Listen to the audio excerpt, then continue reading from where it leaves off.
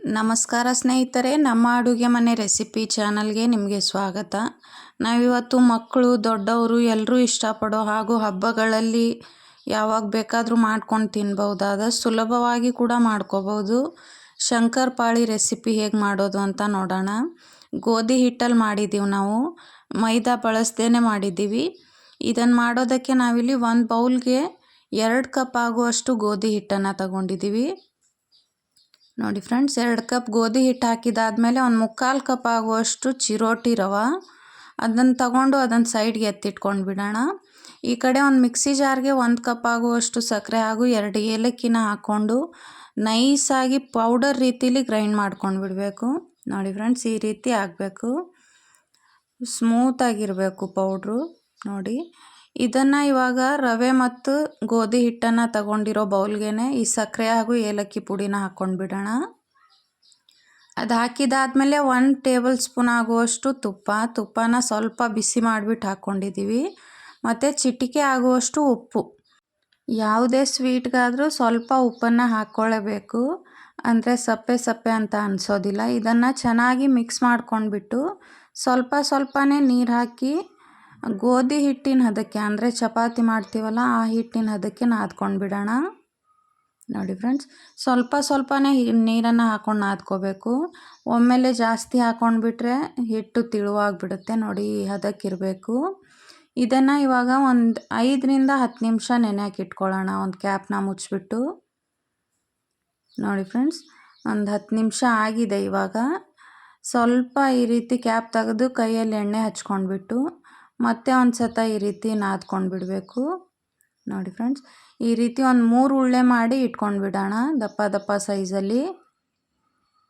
ನೋಡಿ, ಈ ರೀತಿ 3 ಉಳ್ಳೆ ಮಾಡಿಬಿಟ್ಟು ಇದಕ್ಕೆ ಸ್ವಲ್ಪ ಮೇಲಿಂದ ಈ ರೀತಿ ಪ್ರೆಸ್ ಮಾಡಿ ಸೈಡ್ಗೆ ಎತ್ತಿಟ್ಕೊಂಡು ಬಿಡೋಣ. ಇವಾಗ ಇದನ್ನು ಲಟ್ಟಿಸ್ಕೋಬೇಕು. ನೋಡಿ ಫ್ರೆಂಡ್ಸ್, ಈ ರೀತಿ ಲಟ್ಸೋ ಮಣೆನ ಇಟ್ಕೊಂಡ್ಬಿಟ್ಟು ಅದರ ಮೇಲೆ ಸ್ವಲ್ಪ ಒಣ ಹಿಟ್ಟು ಹಾಕಬೇಕು. ನೋಡಿ, ಅದನ್ನು ಹಾಕಿದಾದ್ಮೇಲೆ ಈ ರೀತಿ ಉಳ್ಳೆನ ಪ್ರೆಸ್ ಮಾಡ್ಕೋಬೇಕು ನೀಟಾಗಿ. ಉಳ್ಳೆ ದಪ್ಪ ಸೈಜಲ್ಲಿರೋದ್ರಿಂದ ಈ ರೀತಿ ಪ್ರೆಸ್ ಮಾಡಿಕೊಂಡ್ರೆ ಸುಲಭವಾಗಿ ಲಟ್ಟಿಸ್ಕೋಬೋದು. ನೋಡಿ ಫ್ರೆಂಡ್ಸ್, 2 ಕಡೆನೂ ಈ ರೀತಿ ಹಿಟ್ಟನ್ನು ಹಚ್ಕೊಂಡ್ಬಿಟ್ಟು ಇವಾಗ ಲಟ್ಟಣಿಗೆಯಿಂದ ನಿಧಾನಕ್ಕೆ ಲಟ್ಟಿಸ್ಕೊಳ್ಳೋಣ. ಅತಿ ತಿಳುವಾಗಿ ಕೂಡ ಲಟ್ಟಿಸ್ಕೋಬಾರ್ದು, ಸ್ವಲ್ಪ ದಪ್ಪ ಸೈಜಲ್ಲೇ ಲಟ್ಟಿಸ್ಕೋಬೇಕು. ಜಾಸ್ತಿ ಕ್ರಿಸ್ಪಿಯಾಗಿ ಬರುತ್ತೆ ಮೀಡಿಯಮ್ ದಪ್ಪ ಸೈಜಲ್ಲಿ ಲಟ್ಟಿಸ್ಕೊಂಡ್ರೆ. ಅದಕ್ಕೆ ಮಕ್ಕಳೆಲ್ಲ ತುಂಬ ಇಷ್ಟಪಟ್ಟು ತಿಂತಾರೆ. ನೋಡಿ ಫ್ರೆಂಡ್ಸ್, ಇಷ್ಟು ದಪ್ಪ ಇದ್ದರೆ ಸಾಕು, ಚೆನ್ನಾಗಿ ಬರುತ್ತೆ. ಇವಾಗ ಇದರದ್ದು ಸೈಡ್ದು ಎಡ್ಜಸ್ ಎಲ್ಲ ಕಟ್ ಮಾಡ್ಕೊಂಡು ಬಿಡೋಣ. ನೋಡಿ, ನಿಮ್ಗೆ ಯಾವ ಶೇಪ್ ಬೇಕಲ್ಲ ಆ ಶೇಪಲ್ಲಿ ಕಟ್ ಮಾಡ್ಕೋಬೋದು. ನಾವಿಲ್ಲಿ ಸ್ಕ್ವಯರ್ ಶೇಪಲ್ಲಿ ಕಟ್ ಮಾಡ್ಕೊಳ್ತಿರೋದ್ರಿಂದ ಈ ಸೈಡ್ ಎಡ್ಜಸ್ ಎಲ್ಲ ತೆಗೆದ್ಬಿಟ್ಟು ಇದನ್ನು ಕೂಡ ಮಾಡ್ಕೋಬೋದು. ಇದರಿಂದ ಕೂಡ ಯಾವುದೇ ರೀತಿ ವೇಸ್ಟ್ ಆಗಲ್ಲ. ನೋಡಿ, ಮತ್ತು ಇದರಿಂದ ಕೂಡ ಮಾಡ್ಕೋಬೋದು. ನಿಧಾನಕ್ಕೆ ನೋಡಿ ಕಟ್ ಮಾಡ್ಕೊಂಡು ಬಿಡೋಣ ಇವಾಗ.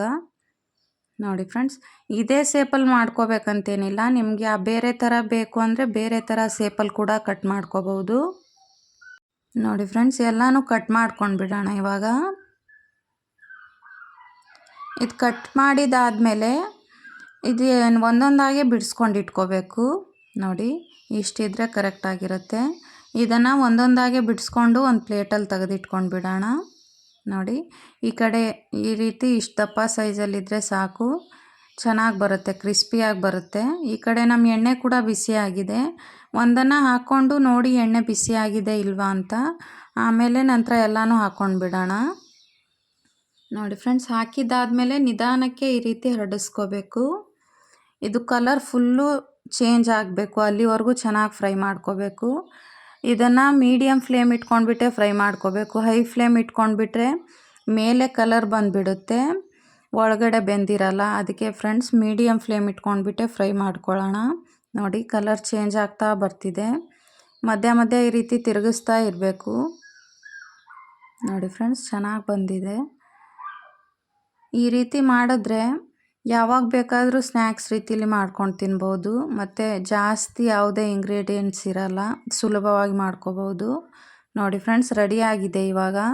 ಕಲರ್ ಎಷ್ಟು ಚೆನ್ನಾಗಿ ಕಾಣಿಸ್ತಿದೆ ಅಂತ ನೋಡಿ. ಇದನ್ನು ಸೈಡ್ಗೆ ಒಂದು ಪ್ಲೇಟು ಇಲ್ಲ ಯಾವುದಾದ್ರೂ ಬೌಲ್ಗೆ ತೆಗೆದಿಟ್ಕೊಂಡು ಬಿಡೋಣ. ನೋಡಿ, ರೆಡಿಯಾಗಿದೆ. ಇದು ಜಾಸ್ತಿ ತಣ್ಣಗಾದ್ಮೇಲೆ ಕ್ರಿಸ್ಪಿಯಾಗಿ ಬರುತ್ತೆ. ನೋಡಿ ಅದೇ ರೀತಿ ಇನ್ನೊಂದನ್ನು ಕೂಡ ಲಟ್ಟಿಸ್ಕೊಂಡು ಬಿಡೋಣ. ನೋಡಿ ಫ್ರೆಂಡ್ಸ್, ನಿಧಾನಕ್ಕೆ ಲಟ್ಟಿಸ್ಕೊಂಡು ಬಿಡಬೇಕು ಇದು ಕೂಡ. ನೋಡಿ, ಈ ತಿಂಡಿನ ಯಾವಾಗ ಬೇಕಾದರೂ ಮಾಡ್ಕೋಬೋದು. ಇದನ್ನು ಕೂಡ ಅದೇ ರೀತಿ ಕಟ್ ಮಾಡ್ಕೊಂಡು ಬಿಡೋಣ, ಎಡ್ಜಸ್ ಎಲ್ಲ ತೆಗೆದುಬಿಟ್ಟು.